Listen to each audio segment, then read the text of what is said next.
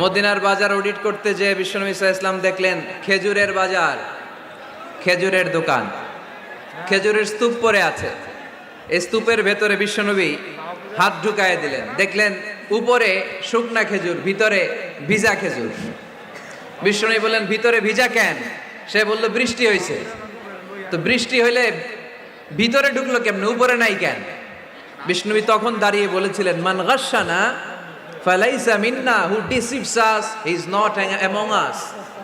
যে আমাদেরকে ধোঁকা দেয় সে আমাদের দলভুক্ত না। এজন্য ধোঁকাবাজি যেন আমরা না করি, আমরা যেন মানুষকে না ঠকাই। অন্যের জন্য গর্ত করলে আগে ওই গর্তে নিজেই পড়া লাগে, ঠিক কিনা? কাউকে আপনি পুকুরে গলা পানি পরিমাণ যদি নামাতে চান, আপনার তো অ্যাটলিস্ট কোমর পানি পরিমাণ নামতে হবে, ঠিক কিনা?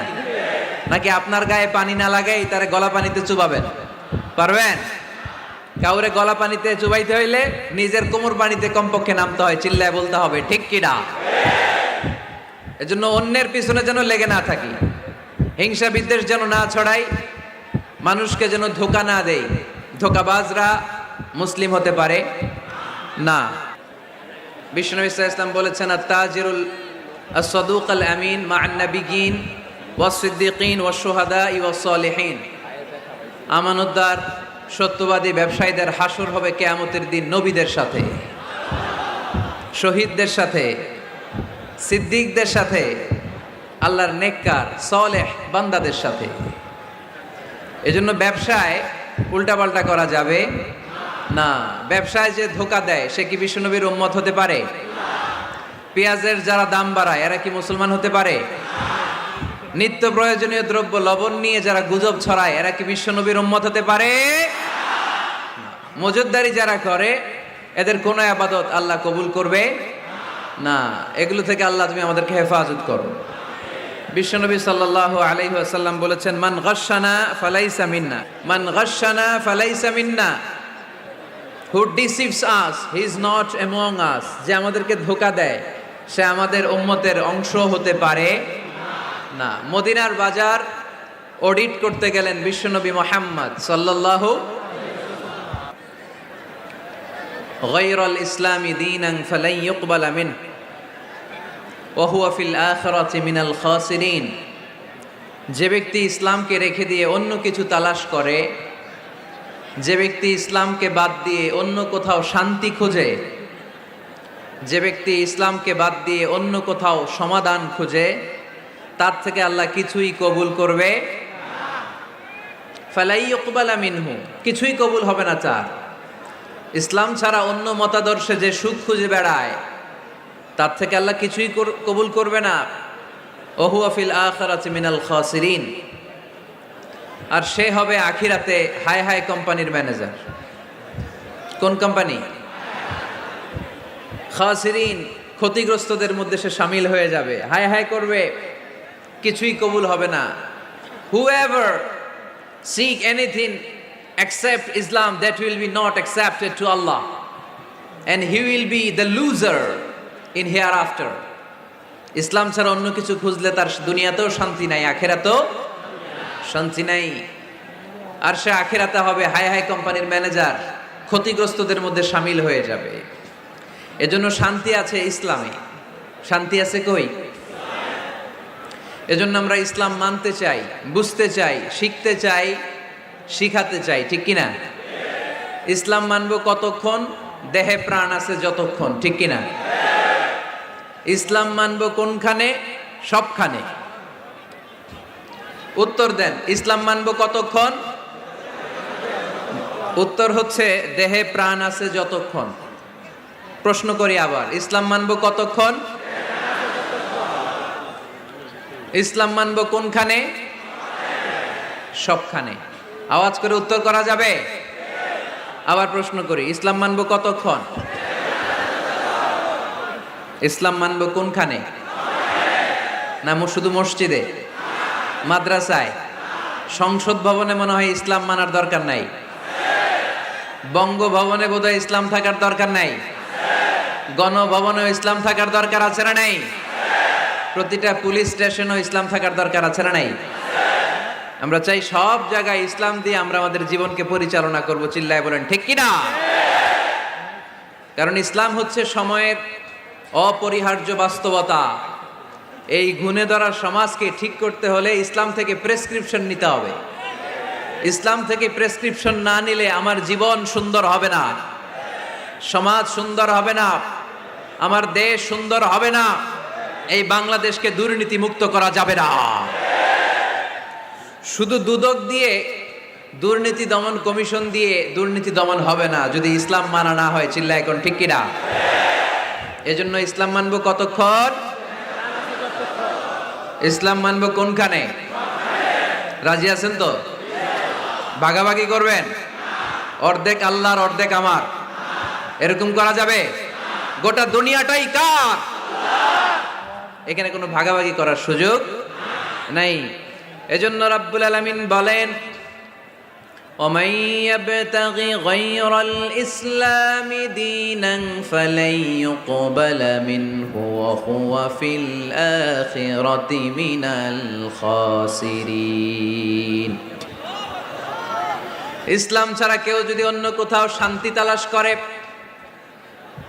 ইসলাম ছাড়া অন্য কোনো মতাদর্শে কেউ যদি জীবন সমস্যার সমাধান তালাশ করে, আল্লাহ বলে তার কোনো আমল আমি কবুল করব না। কিয়ামতের দিন লোকটা হবে হায় হায় কোম্পানির ম্যানেজার, সে হবে ক্ষতিগ্রস্ত। এজন্য আমাদেরকে ইসলাম মানতে হবে। আমাদের ধর্মের নাম কি? এই আপনাদের গলার আওয়াজ, এখানে যারা যারা আছেন সবাই দেহের সবটুকুন শক্তি গলার এই মাঝ বরাবর এনে আওয়াজ করে উত্তর দেন, আমাদের ধর্মের নাম কি? শেষ পর্যন্ত এরকম আওয়াজ করে উত্তর দেওয়া যাবে? এই ইসলাম মনে হয় শুধু আমাদেরই ধর্ম, অন্য কোন নবীদের মনে হয় ধর্ম না। সৈয়দনা আদম আলাইহিস সালামের ধর্মের নাম কি? নূহ আলাইহিস সালামের ধর্মের নাম? ইব্রাহিম নবীর ধর্মের নাম? মুসা আলাইহিস সালামের ধর্মের নাম? ঈসা আলাইহিস সালামের ধর্মের নাম? আল্লাহর ধর্মের নাম? আল্লাহ বলেছেন ইসলাম হচ্ছে দীনুল্লাহ, এটা আমার দিন, এটা আমার ধর্ম, এই ধর্ম আমি পাঠিয়েছি। এটা কোনো মন মস্তিষ্ক প্রসূত কথা নয়, এটা নিজের মন গড়া বানোয়াট কোনো ধর্ম নয়। চিল্লায় বলেন ঠিক কিনা? সব নবীদের ধর্মের নাম ছিল ইসলাম। অনেকে আমরা গুলিয়ে ফেলি, আমরা মনে করি শুধু আমাদের ধর্মের নামই ইসলাম, অন্য নবীদের ধর্মের নাম বোধহয় ইসলাম না। এটা ভুল। আজকে আকীদা খালেস করে নেন, কনসেপশন এন্ড আইডিয়া ক্লিয়ার করে নেন। সব নবীদের একটাই ধর্ম, চিল্লায় বলতে হবে কি নাম? তার প্রমাণ, তার দলিল কি? তার দলিল হচ্ছে আল্লাহর কোরআন। আল্লাহর কোরআন আমাদেরকে জানিয়েছে সব নবীকে আল্লাহ তাআলা একটা ধর্মই দিয়েছেন।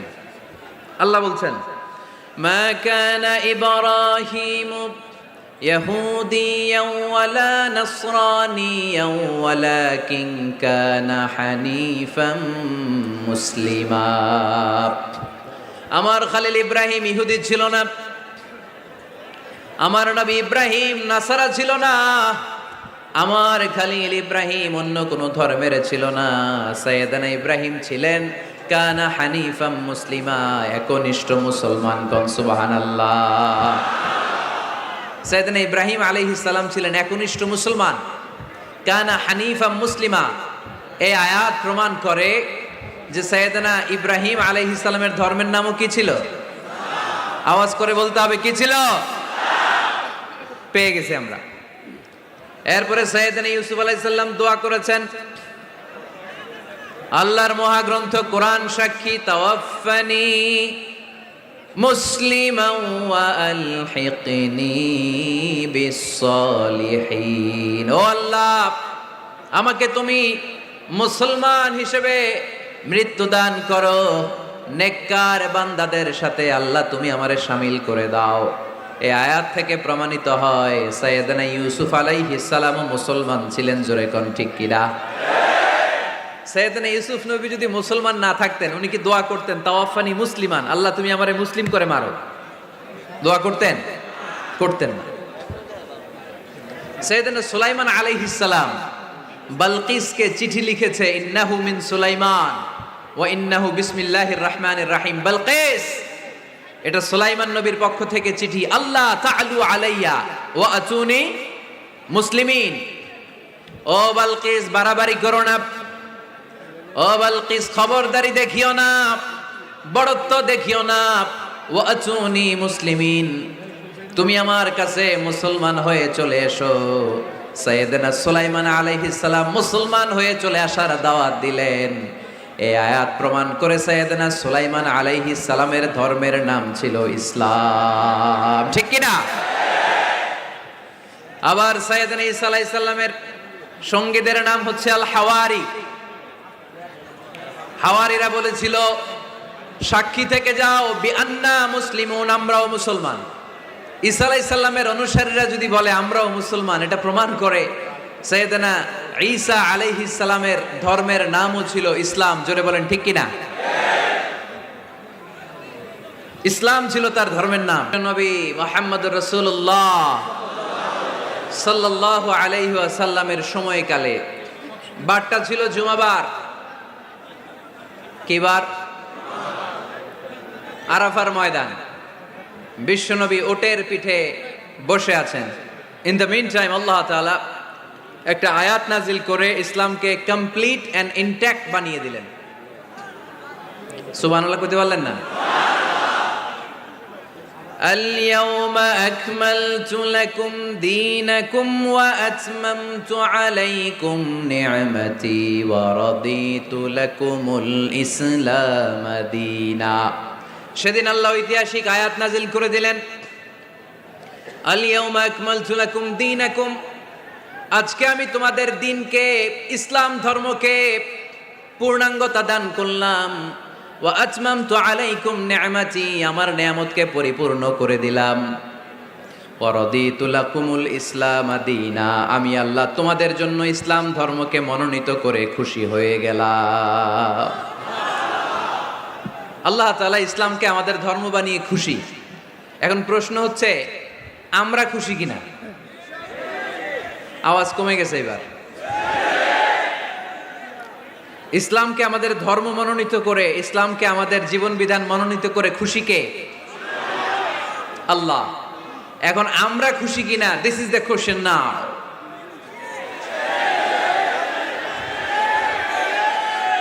খুশি?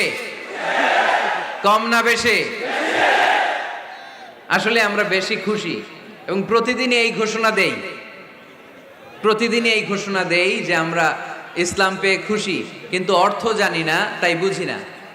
আমরা প্রতিদিন নামাজের পরে পড়ি রাদিতু বিল্লাহি রাব্বা, রব হিসেবে আল্লাহরে পেয়ে আমরা খুশি। ওয়াবিল ইসলামি দীনা, ইসলামকে ধর্ম হিসেবে পেয়ে খুশি, ঠিক কি না? এই দোয়াটা সালাম ফিরানোর পরে আমরা পড়ি না? পড়ি। রাদিতু বিল্লাহি রাব্বা, আল্লাহরে রব হিসেবে পেয়ে খুশি। ওয়াবিল ইসলামি দীনা, ইসলামকে দিন হিসেবে পেয়ে আমরা খুশি। এই ছেলেরা, এখানে কি হয়েছে রে ভাই? হ্যাঁ, কি নামছে? জিন আসছে, জিন।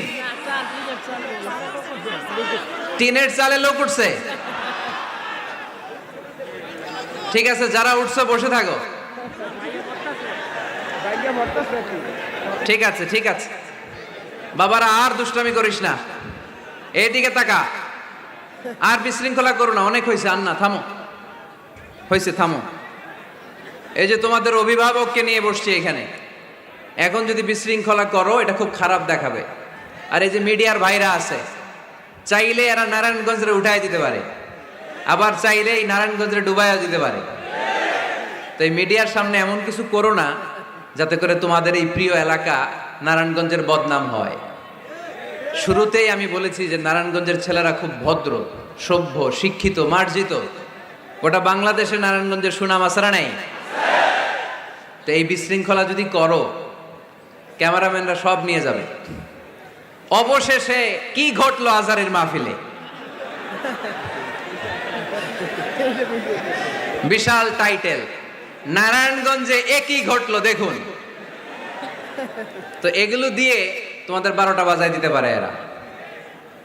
তো আমরা আর যেন বিশৃঙ্খলা না করি। আলহামদুলিল্লাহ এখন অনেক ঠান্ডা হয়ে আসছে। তো বলতেছিলাম, আমরা কিন্তু প্রত্যেক দিন ফরজ সালাতের পরে এই দোয়াটা পড়ি কিনা ভাই?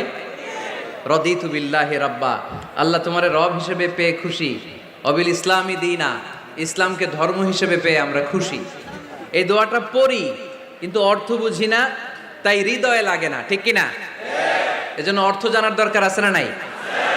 আমি সব সময় বলি প্রিয় ভাইয়েরা, কোরআনের অর্থ পড়ুন, মাতৃভাষায় কোরআনকে বুঝুন। এই যে মোবাইলের ভেতরে এখন অ্যাপস পাওয়া যায়, এটারে বলে স্মার্টফোন। কি ফোন? যারাই আপনি স্মার্ট হইতে চান, একটা স্মার্টফোন নিয়ে নেবেন, স্মার্ট হয়ে যাবেন। তো এটা আপনাকে স্মার্ট বানাবে, সব কিছু এটার ভেতরে থাকে, সব পাওয়া যায়। এখানে আপনি কোরআন নিয়ে পড়তে পারবেন, কোরআনে আল্লাহ কি বলেছে। তো অর্থ পড়লে আপনার হৃদয়ে লাগবে। আমরা তারাবির নামাজ পড়ি 20 রাকাত, ঠিক কিনা?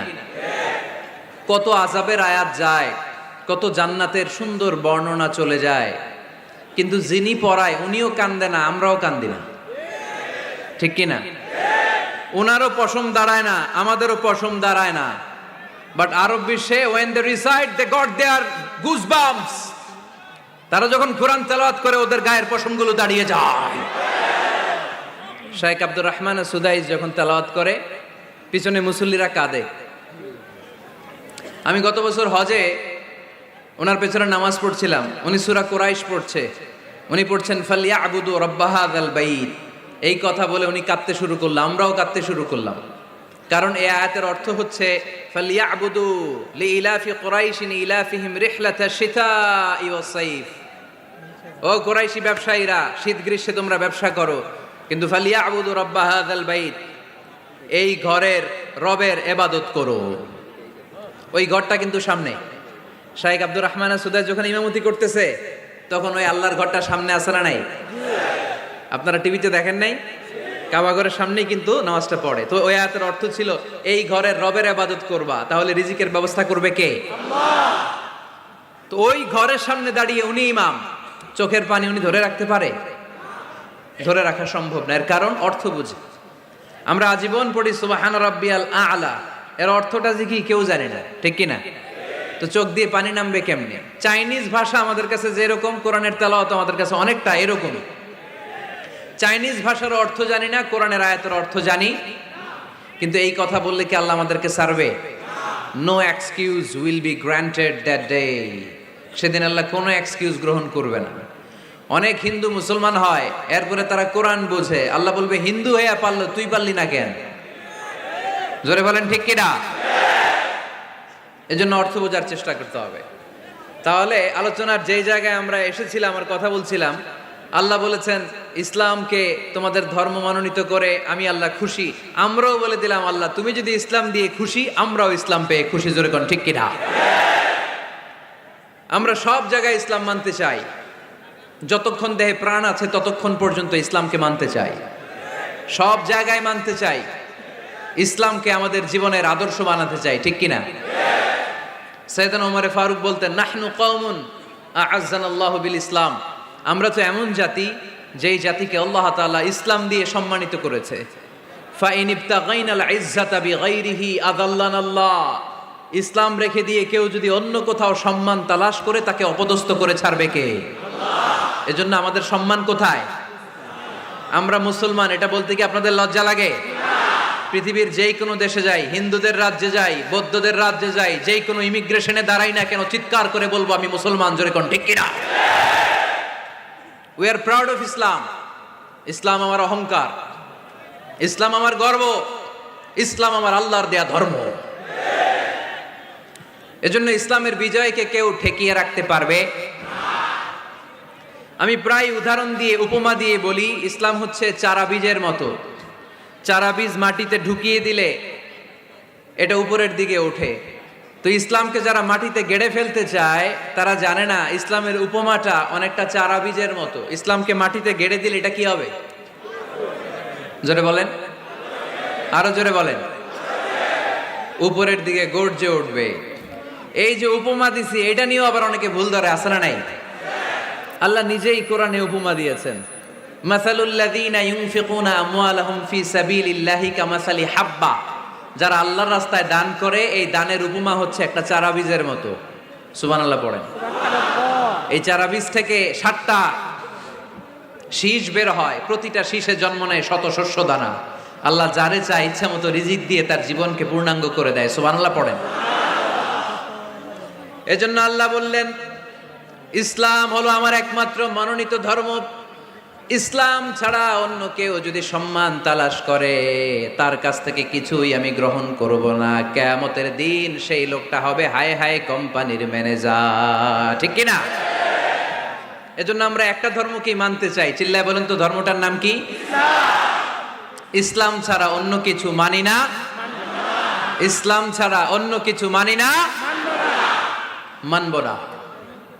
বিষ্ণু ঈসা ইসলাম বলেছেন, এই ইসলামের বিজয়কে কেউ ঠেকিয়ে রাখতে পারবে না। তার কারণ, ইন্নাল্লাহা যাওয়ালি আল আরদা, নিশ্চয় আল্লাহ তাআলা এই জমিনটাকে আমার জন্য সংকুচিত করে ছোট করে দেখিয়েছে। ফারাআইতু মাশারিকাহা ওয়া মাগারিবাহা, আমি এই পৃথিবীর ডানে বায়ে সামনে পেছনে সবটা দেখেছি। আর আমার চোখ যতদূর পৃথিবী দেখেছে ততদূর জায়গায় আল্লাহ আল্লাহু আকবারের ধ্বনিকে পৌঁছে দিবে। তাই এই ইসলামের বিজয়কে কেউ থামাতে পারবে না। গোটা বিশ্বব্যাপী আজ ইসলামের জয় জয়কার। কালিমা পড়ে অন্যান্য ধর্মের লোকেরা আজ মুসলমান হয়ে যাচ্ছে, ঠিক কিনা? আমাদের তাফসির মাহফিলগুলোতেও অনেক হিন্দু ভাইরা কালিমা পড়ে মুসলমান হয়, আপনারা শুনছেন? আলহামদুলিল্লাহ কইবেন না? আলহামদুলিল্লাহ।